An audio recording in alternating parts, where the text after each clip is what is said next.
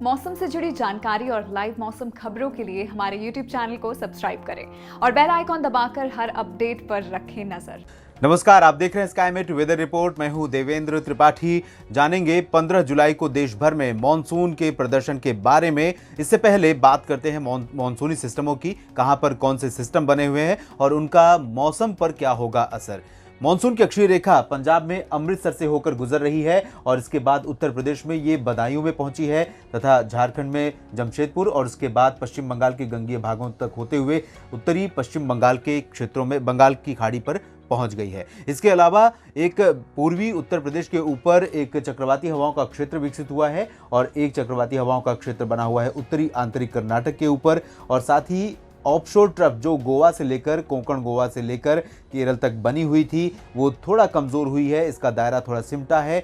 फिलहाल ये पिछले 24 घंटों के दौरान गुजरात के पास तक पहुंच गई थी और इसके साथ साथ गोवा के पास ही एक साइक्लोनिक सर्कुलेशन भी अरब सागर पर यहाँ पर विकसित हुआ है, लेकिन ये कमज़ोर है। इसके बावजूद एक कन्वर्जेंस जोन यहाँ पर डेवलप हो गया है। दो विपरीत दिशा की हवाएं यहाँ पर टकरा रही हैं। एक तरफ से बंगाल की खाड़ी से दक्षिण पश्चिमी हवाएं इस तरह से पहुँच रही हैं तो दूसरी ओर से बंगाल की खाड़ी से दक्षिण पूर्वी हवाएं इस तरह आ रही हैं और यही कारण है कि मध्य भारत के भागों पर मानसून का प्रदर्शन उग्र हो चुका है और अनुमान यह है कि सबसे ज्यादा बारिश मध्य भारत के भागों पर ही देखने को मिलेगी। शुरुआत करते हैं मध्य भारत के क्षेत्रों से ही। तो कोंकण गोवा रीजन में मुंबई समेत तमाम जिलों में मध्यम से भारी वर्षा जारी रहेगी और ये 3-4 दिनों का जो बारिश का स्पेल था इसमें 15 जुलाई को ही सबसे अधिक वर्षा होने की संभावना है। मुंबई में कल यानी 15 जुलाई को कई स्थानों पर 100 मिलीमीटर या उससे भी अधिक वर्षा हो सकती है, जिससे सामान्य जनजीवन प्रभावित होगा, यातायात व्यवस्था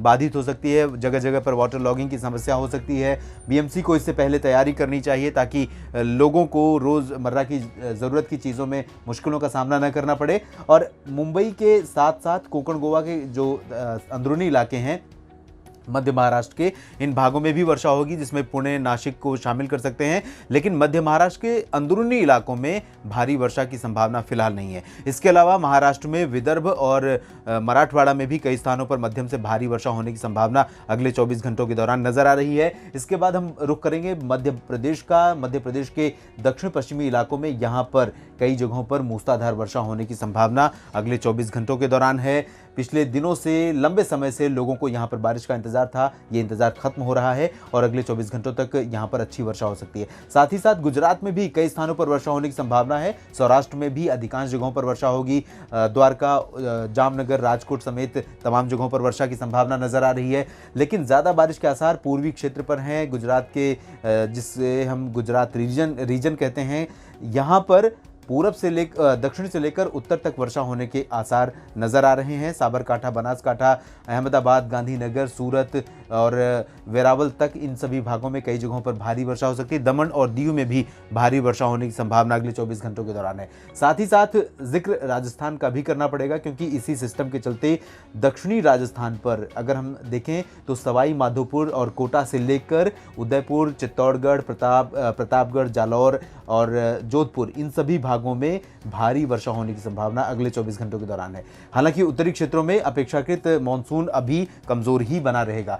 मध्य प्रदेश के बाकी भागों में यानी पूर्वी क्षेत्रों में हल्की से मध्यम मानसून वर्षा होने की संभावना है। छत्तीसगढ़ और ओडिशा में भी सामान्य मानसून का प्रदर्शन बरकरार रहेगा। मानसून वर्षा में बहुत कमी नहीं होगी, लेकिन पश्चिमी मध्य प्रदेश की तुलना में यहाँ पर बारिश की गतिविधियां बहुत ज्यादा नहीं होंगी। इसके बाद दक्षिण की तरफ चलें तो दक्षिण में तेलंगाना और उत्तरी आंतरिक कर्नाटक तथा गोवा में भी मूसलाधार वर्षा होने के आसार हैं। यहाँ पर कई इलाके ऐसे हो सकते हैं जहाँ पर 100 मिलीमीटर से अधिक बारिश रिकॉर्ड की जा सकती है अगले 24 घंटों के दौरान। उत्तरी तटीय आंध्र प्रदेश में भी कई स्थानों पर भारी वर्षा होने की संभावना है। विशाखापत्तनम में पिछले 24 घंटों के दौरान 100 मिलीमीटर से अधिक वर्षा दर्ज की गई थी।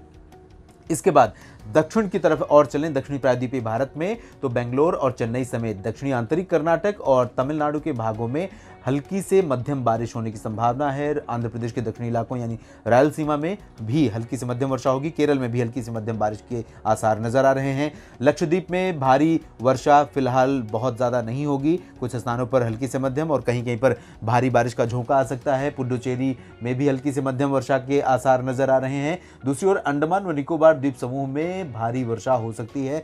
यहाँ पर मॉनसून सक्रिय बना रहेगा। ये स्थिति रहेगी दक्षिण और मध्य भारत के क्षेत्रों में। इसके बाद हम जिक्र करेंगे पूर्वी और पूर्वोत्तर क्षेत्रों का, जहां पर मॉनसून अभी फिलहाल कमजोर हुआ है और मॉनसून कमजोर होने से बिहार समेत जो पूर्वोत्तर भारत के इलाके हैं, असम, अरुणाचल प्रदेश और मेघालय तथा नागालैंड, इन भागों में भारी बारिश में कमी आने से बाढ़ की स्थितियां सुधरी हैं, लोगों को राहत मिली है। अब यहां पर अगले 24 से 48 घंटों तक फिलहाल हल्की से मध्यम वर्षा की संभावना है। बिहार का भी जिक्र इसमें कर सकते हैं। बिहार में भी वर्षा में कमी रहेगी अगले 24 घंटों के दौरान, लेकिन भागलपुर, किशनगंज, अररिया, पूर्णिया, सुपौल, इन सभी क्षेत्रों में, पूर्वी और तराई क्षेत्रों में कई स्थानों पर भारी वर्षा हो सकती है और पटना तथा गया समेत दक्षिणी और मध्य इलाकों में हल्की से मध्यम वर्षा का अनुमान है। कोलकाता समेत गंगेय पश्चिम बंगाल में फिलहाल बहुत अधिक वर्षा की संभावना नजर नहीं आ रही है, लेकिन हल्की बारिश पश्चिमी इलाकों में हो सकती है, हल्की से मध्यम बारिश, और झारखंड में भी हल्की से मध्यम वर्षा हो सकती है। जमशेदपुर, रांची और धनबाद समेत पूर्वी उत्तर प्रदेश की तरफ चलें तो बारिश की गतिविधियां यहां पर काफ़ी कम हो जाएंगी, लेकिन मिर्ज़ापुर, वाराणसी में हल्की से मध्यम वर्षा हो सकती है। उसके बाद तराई क्षेत्रों में भी वर्षा की संभावना रहेगी। यहाँ पर तराई क्षेत्रों में गोरखपुर से लेकर सीतापुर, बरेली और सहारनपुर, मुरादाबाद, मेरठ, इन सभी क्षेत्रों में कुछ स्थानों पर बारिश हो सकती है। लखनऊ, कानपुर, बांदा, झांसी, चित्रकूट, एटा, इटावा, मैनपुरी, जालौन समेत आगरा, मथुरा, इन सभी भागों में वर्षा में कमी फिलहाल बनी रहेगी। अगले 24 घंटों के दौरान यहां पर मानसून के सक्रिय होने के आसार नजर नहीं आ रहे हैं। इसके बाद हम जिक्र करें अगर उत्तर भारत के मैदानी इलाकों का, तो पश्चिमी राजस्थान के क्षेत्रों में गंगानगर से लेकर बाड़मेर, बीकानेर, जैसलमेर तक, इन सीमावर्ती इलाकों में अगले 24 घंटों के दौरान भी मॉनसून निराश करेगा। गर्मी प्रचंड रहेगी, बारिश की संभावना न के बराबर है।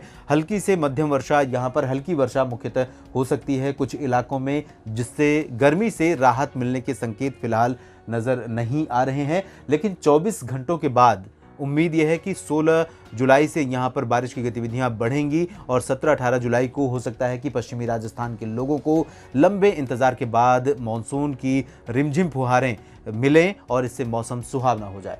पंजाब हरियाणा की बात अगर करें तो पंजाब हरियाणा में भी मॉनसून ज़्यादा सक्रिय नहीं होगा। राष्ट्रीय राजधानी दिल्ली में भी मॉनसून वर्षा में कमी रहेगी। पंजाब हरियाणा के तराई क्षेत्रों में फिलहाल अगले 24 घंटों तक हल्की वर्षा की संभावना है। राष्ट्रीय राजधानी दिल्ली और एनसीआर में, क्योंकि मॉनसून की ट्रफ जो है यहाँ से गुजर रही है, जिसकी वजह से पूर्वी भागों से बंगाल की खाड़ी से मॉइस्चर आ रहा है हवाओं के जरिए, लेकिन यहाँ पर उत्तर पश्चिमी शुष्क हवाएं भी चल रही हैं, जिसकी वजह से ज़्यादा संभावना तो नहीं है, लेकिन आर्द्र हवाओं और शुष्क हवाओं के मिलने के चलते अचानक गरज वाले बादल विकसित हो सकते हैं कुछ इलाकों में। तो अमृतसर, जालंधर, पठानकोट, लुधियाना, पटियाला, सोनीपत, पानीपत और दिल्ली एनसीआर में छिटपुट जगहों पर अचानक मौसम बदल सकता है और बारिश हल्की हो सकती है।